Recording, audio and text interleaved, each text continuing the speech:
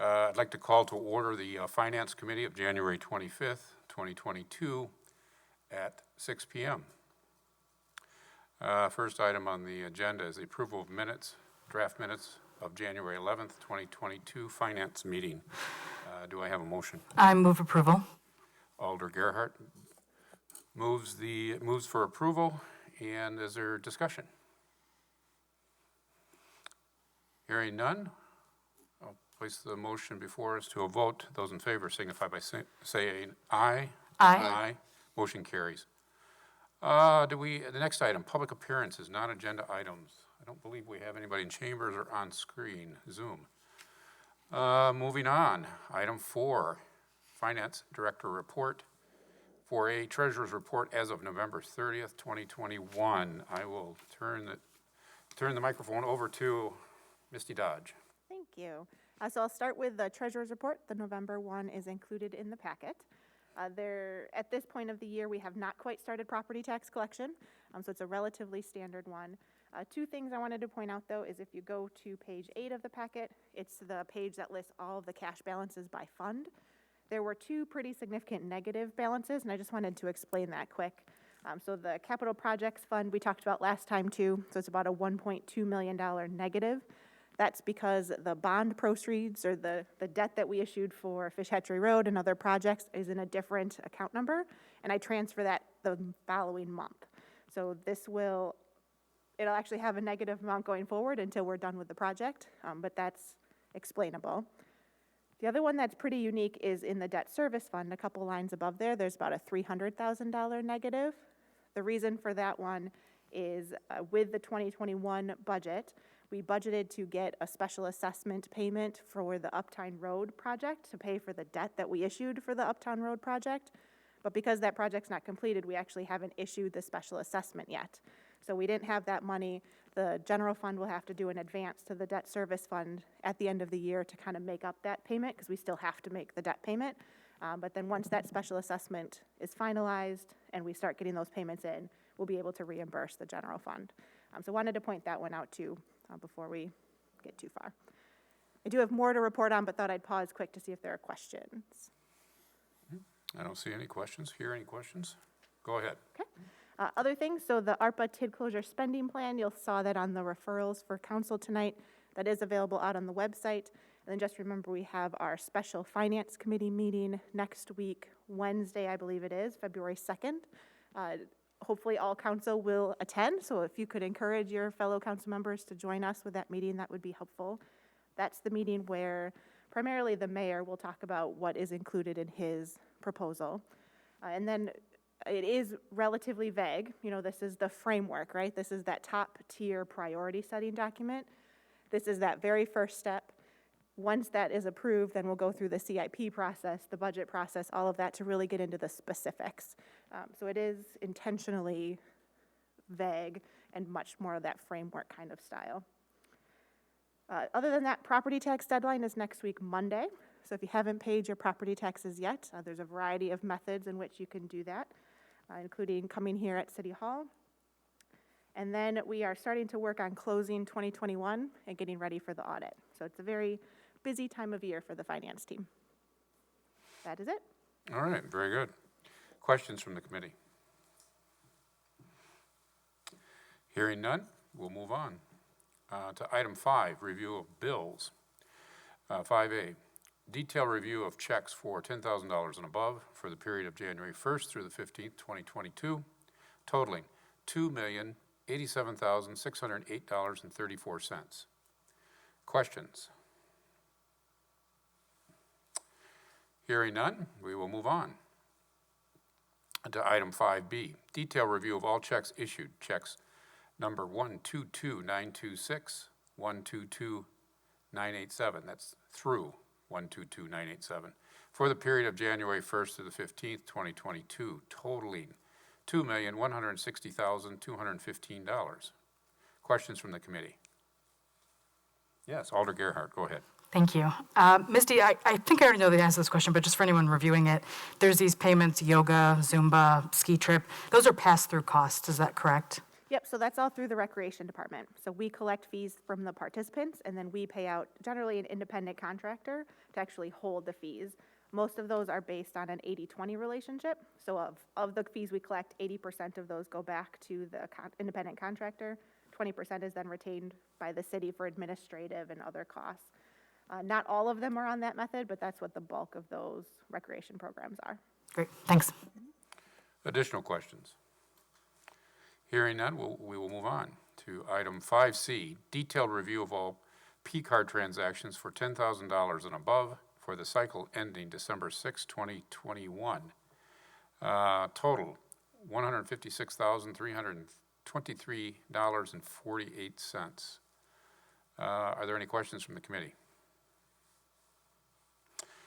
Hearing none, we'll move on to 5D, review of P-card transactions for the cycle ending December 6, 2021.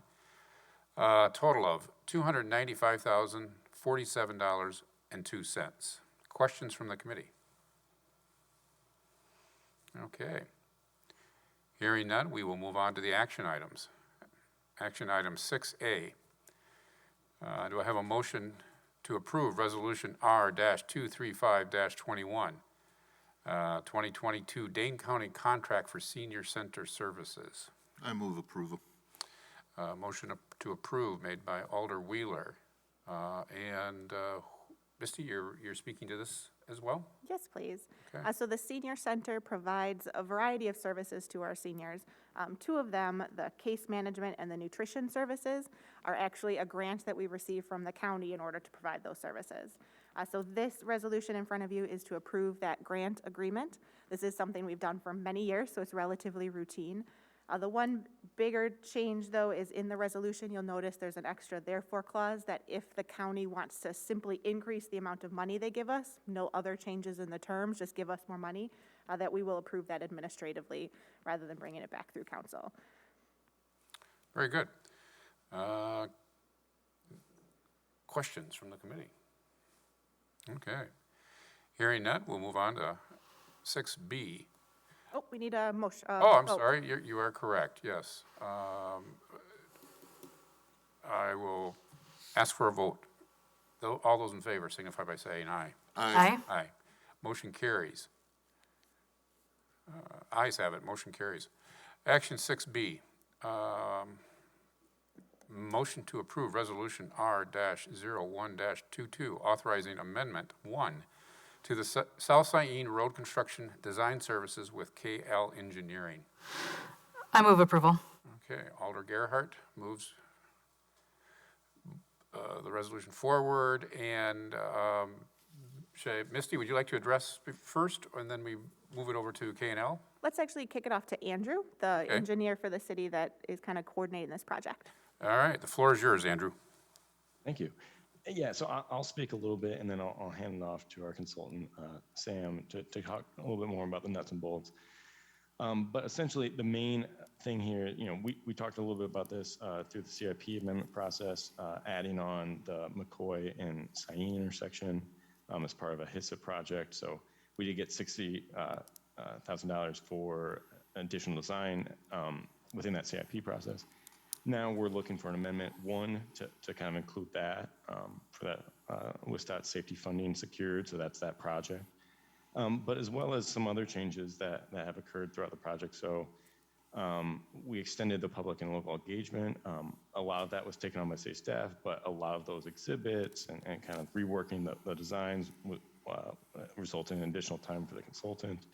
And then some of the contract assumptions from when we originally drafted this contract in early 2020 have changed since then. So now, we're talking about an Office of Commissioner of Railroads hearing for railroad improvements down at Lacey and Saline, and a number of other kind of small changes that kind of add up to a need for an amendment. So I'll let Sam kind of dive into the specifics, and we'll kind of keep it brief, but feel free to ask questions at the end if you have them. Thanks.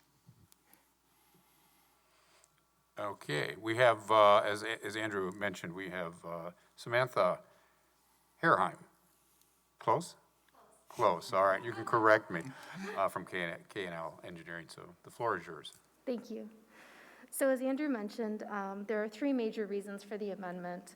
I'll go briefly through these, but please jump in with any questions as we're going. The first main item is great news that DOT safety funding was secured for the north end of the project. It's about $2 million in funding, which will offset the city's cost to build the overall project. It's based on a realignment concept with the Sign Road going north-south and McCoy Road teeing into the intersection. It addresses the causes of the recurring vehicular accidents at that location. It also addresses the potential for accidents at the trail crossing by providing a signalized crossing for those trail users at the traffic signal at that intersection. And it makes the project eligible for funding, so all good things. Along with this funding comes requirements. The design and construction do have to follow the DOT requirements, which means a separate delivery from the rest of the project segments and a delay to 2024 in order to meet the DOT delivery documentation requirements and also their program schedule. The next item that Andrew mentioned is that the public and local engagement was extended. This was through a series of meetings that city staff had with project stakeholders.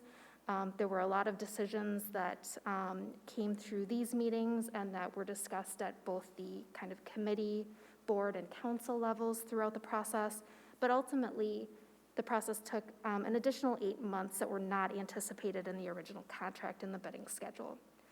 So what this means for the project schedule itself is that an accelerated schedule is really needed in order to complete work from Aurora Avenue to just north of East Sherrill Parkway. The reason for that is that Quick Trip will be constructing and opening in 2022, and that's right at the corner of East Sherrill Parkway, and that there's a sunset date on the tax incremental financing district for the Lacey Road improvements. So we really need to get that piece of the project rolling for 2022.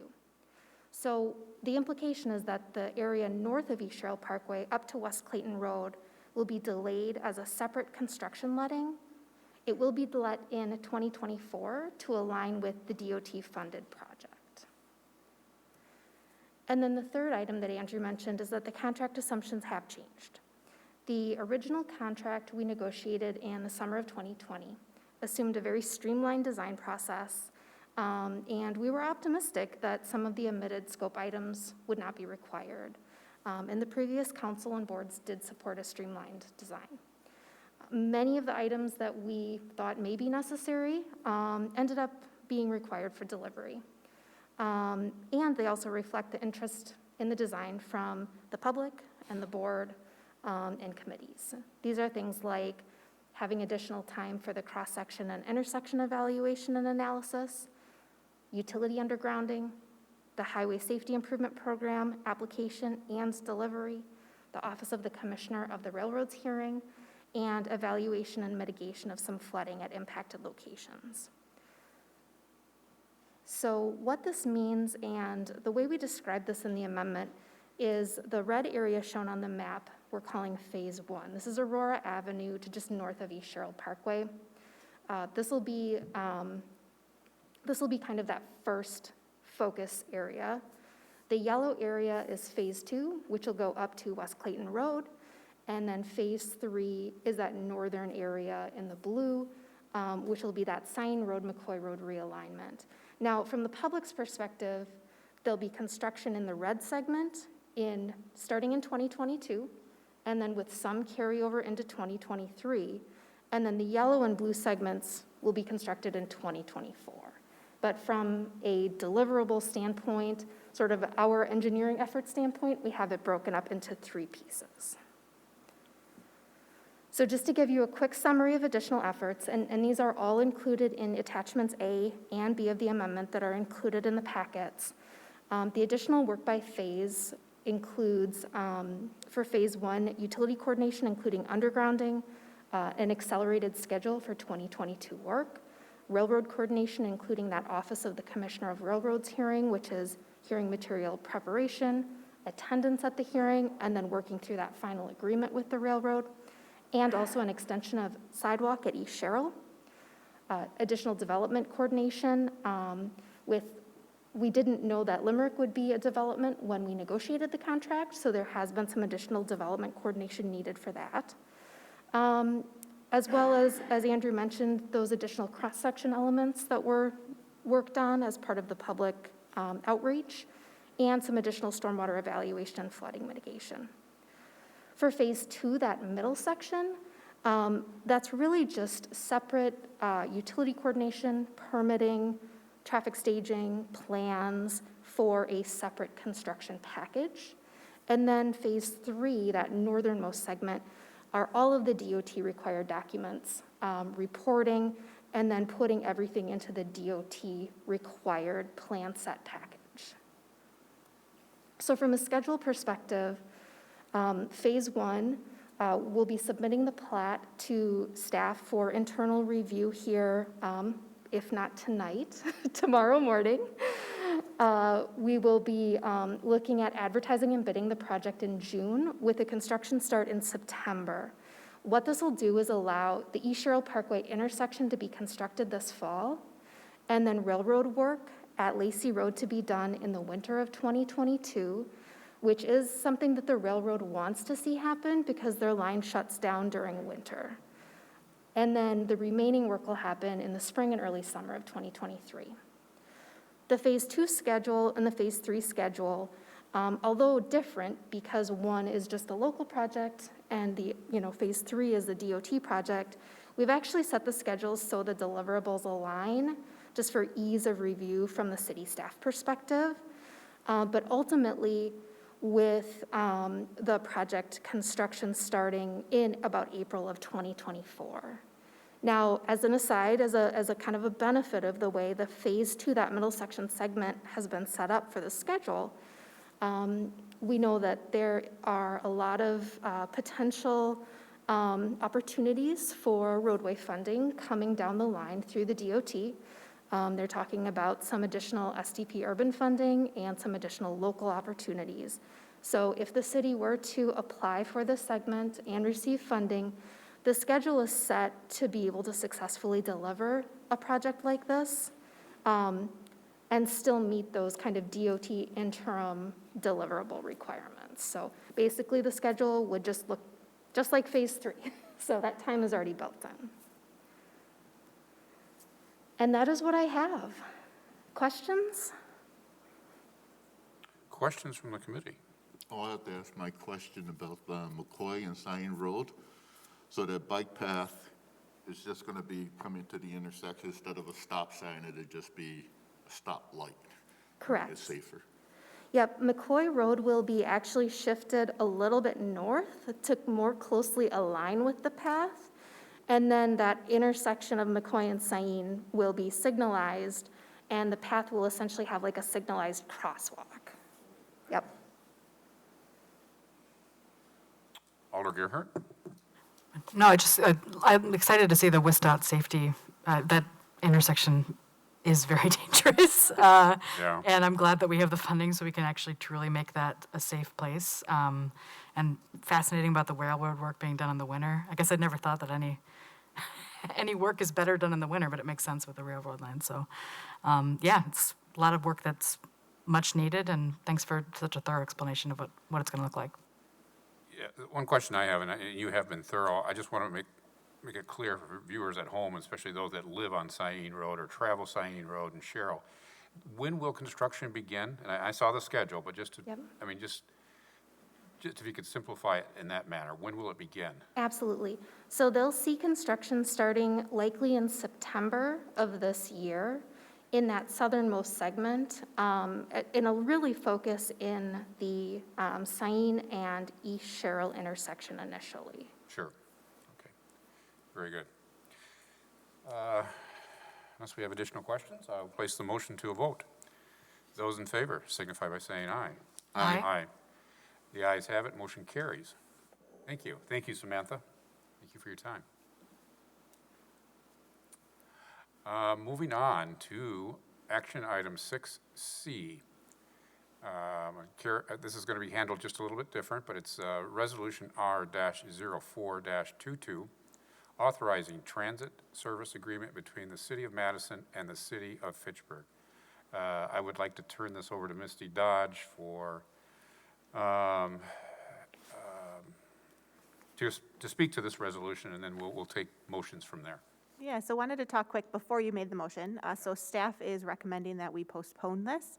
There's some details that are getting worked out on it. We just want to make sure that we have a more complete package for you guys before you act on it. Board of Public Works did postpone it. Hopefully you guys will postpone it, and then council tonight, we would recommend that you postpone it then as well. Andrew, again, the engineer, is able to answer and provide a little bit more detail about why if you're interested. But I guess end of the day is we hope that you will postpone this just for one meeting until the next meeting. Okay, I do have a question, Andrew, and there was a lot of information with this packet, and I'm pleased that it's going to be, or the idea is to postpone it. A question that I have is, this is a 5-year agreement, That's correct, yep. and as we go through the 5 years, let's say we get into years 2 and 3, if we sign off, and suppose Madison Metro at that point has dollar issues, they decide to cut additional routes. I'm assuming there would be an adjustment to this agreement as well, or will we be held to the dollar we agreed upon? Any thoughts? If not, please take that into consideration during the negotiations. Yeah, if I may, since the plan is to postpone this, if we could actually hold off on that question until next time. Okay. I think that would be better, just procedurally. Okay, very good. Okay. Yep, and I can definitely answer that. Thanks for at least giving me a question to stew on for the next 2 weeks. And just to clarify, Transportation and Transit did pass this. Since that time, Metro has updated their financial model, and so some of those numbers have changed a little bit. And just instead of asking you to amend it now, I thought it was just cleaner just to update the packet. But we'll definitely explain that next time. Okay, very good, very good. At least it's on everybody's mind. So, go ahead. At this point, we need a motion to postpone, assuming you're supportive of that, until the next meeting. I'll make a motion to postpone so that staff can collect more updated information. Okay, motion to postpone made by Alder Wheeler. Any additional discussion? Hearing none, I'll place the motion to a vote. All those in favor of postponing signify by saying aye. Aye. Aye. The ayes have it. Motion carries. All right, moving on to item 6D. Motion to approve Resolution R-07-22, amending the 2022 TID 6 budget, prepayment of MRO, PAYGO, to Benjamin Investments 2, Inc. Do I have a motion? I move approval. Okay. Motion to approve has been made by Alder Gerhart. Misty, you speak to this as well? Yes, please. Okay. So we've talked quite a bit in recent meetings about the TID 6 closure that we're planning to do. But just for the public that is kind of new to this conversation, TID 6 is nearing the end of its life, and the city is interested in closing that TID early. Before we can even entertain the idea of closing it, one of the outstanding obligations is this developer incentive to Benjamin for that multi-story building over by Verona Road and McKee. Included in that development agreement is a clause that says that we will not close a TID early unless that developer incentive is paid off. So before we can start talking about closing it, we first have to get that developer incentive paid off. Included in the packet is kind of the risks that are associated with prepaying this obligation, but staff believes that the benefits of closing the TID early outweigh those risks. The biggest risk is that the benefit of the PAYGO or MRO structure is that if they don't pay taxes, we don't reimburse them. So the risk, of course, is we're paying it now. What if something happens and they don't pay those taxes in order to have actually earned that whole amount? Based on my projections currently, completely subject to change, it looks like it would actually pay off by the life in that last year. So while it is still a risk, it's projected to at least be paid off by that time. We did talk to the developer. He is okay with us doing it. He recognizes that the city has the authority to pay this off under our agreement, but just want to let you know that this isn't a controversial item from the developer's perspective either. So assuming this is approved, then the next step would be doing the TID closure affordable housing resolution, and then right after that would be the actual resolution to close the TID. So this is kind of the first step in a three-step process. Okay, very good. Discussion from the committee. Questions? Alder Gerhart, you have the floor. Thanks. I just wanted to say I appreciate the memo. It was very clear about the risks and the rewards, and that was a very helpful thing, so we didn't have to go through lots of questions to understand it. So thank you for a great memo. Alder Wheeler. Yeah, and I just want to comment on the affordable housing payment. I think that's a big deal to put 2.67 million in funding to that. So hopefully, more people will be able to afford housing in Fitchburg. All right, very good. Seeing no further discussion, I'll place the motion before us to a vote. Those in favor signify by saying aye. Aye. Aye. The ayes have it, motion carries. Moving on to action item 6E, motion to approve resolution R-15-22, amending the, I'm sorry, I jumped down too far. 6E is motion to approve resolution R-10-22, annual purchase of water treatment chemicals. Is there a motion to approve? I move approval. Okay, Alder Wheeler, motions to approve, and Misty, will you speak to this resolution as well? Yes, please. This is an annual resolution you see at the beginning of every year. It's a purchasing resolution. We don't buy all of the chemicals all at the beginning of the year, but we get permission to buy them at the beginning of the year, and then through the year, we'll actually make those purchases and spend down off of this purchase order. So it's a total of $48,000, and it's for chlorine and fluoride, which is the two chemicals that we add to our public water system. Okay. Discussion. Cool. So Misty, do we usually hit that $48,000 mark, or does it, I mean, I know it's going to vary, but when it's reduced, does it reduce by, what, 1,000 or more, or it just stays at 48,000? Yeah, so I don't know specifics. I can get that for you as far as what our history has been. But this amount is based off of what was in the budget, which would be based off of trends. But I can get you specifics. Any additional questions? Seeing none, let's place the motion to a vote. Those in favor signify by saying aye. Aye. The ayes have it, motion carries. Now on to 6F. Motion to approve resolution R-15-22, amending the 2022 water utility budget, larger meter testing, and this is a direct referral. I move approval. Motion to approve made by Alder Gerhart. And Misty, you will address this resolution as well. I will. I'll start with why it's a direct referral. So it's a direct referral because the services that we want to hire, the company is able to do it in January and February. So timing was pretty important in order to get this contract signed. So what it is we have some 1.5 and 2 inch meters out in the system. We are required to test them according to the PSC. There was a change so that the way that we used to test them is no longer allowed, which means that if the city was going to continue to test them, we would have to take the meter out, bring it back to the shop, and then install it back in the place, which is a lot of extra go back and forth time. So the proposal is instead to hire a company that can actually test it in place, which does have a cost associated with it, which is why it's coming to you. It's about $20,000. We do have a project budgeted for this year to purchase a customer portal so that people could get real-time access into their water meter readings. So the proposal is to delay that another year in order to do this water meter testing instead. And then we will propose that customer portal again for the 2023 budget. It's still a initiative that we'd like to do. It's just a lower priority than the operational efficiencies that we will get with this contract.